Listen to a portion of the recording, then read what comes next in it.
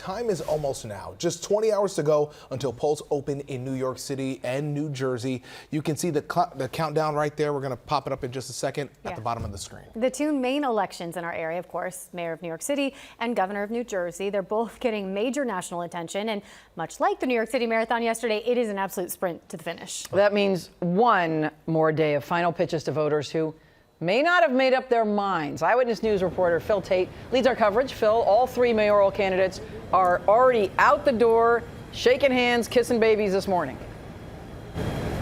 Michelle, that's right, and that's as the final hours of campaigning has officially begun. Each of the candidates will try and squeeze every moment out of this day to drum up any final support. Now, Zoran Mamdani, he had been on the Brooklyn Bridge with a bunch of his supporters. They had a huge sign that said, "Our time is now." They were energized as they walked across. Let's get straight to that video right now. His supporters, they walked this bridge as early as 6 this morning. Our cameras were rolling as Mamdani was joined by Attorney General Letitia James that threw her support behind him, along with members of various unions.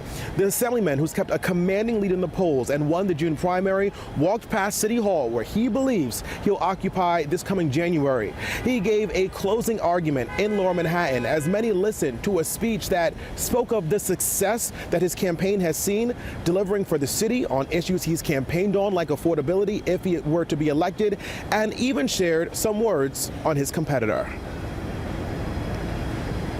Today, the morning before Election Day, we have not only come so far, we stand on the verge of ushering in a new day for our city.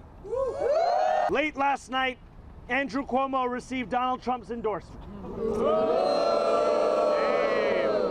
Shame. If elected as mayor, our city will only descend deeper into a darkness that has forced too many of our neighbors to flee and made it impossible for working people to live lives of dignity. Tomorrow morning, 6 a.m., voters will head to the polls and they will decide who the next mayor of New York City will be. Just tell me once again, how are you feeling in this moment as it all comes down to this? It has been the honor of a lifetime to lead the city that I love, the city that I grew up in, the city I got my citizenship in, where I got married. And over the course of this last year, to have had the trust of so many New Yorkers to speak to the crisis in their lives of cost of living, it has truly been a joy. And I look forward to tomorrow with confidence, but never complacence, with the anxiety of anyone who has been running for this long, and also the belief that our time is now. A lot of nerves. Meantime, Mamdani's competitors will be working overtime as they did over the weekend. Former Governor Cuomo spoke to a congregation over in the Norwood section of the Bronx, taking aim at Mamdani on his lack of experience. Today, he'll be on a borough-wide tour, getting in front of folks. Republican challenger Curtis Sliwa rallied over in Forest Park yesterday, claiming the pressure to drop out of the race came from billionaires offering cash. He's still in the race and planning an eve of election blitz from Staten Island to Manhattan.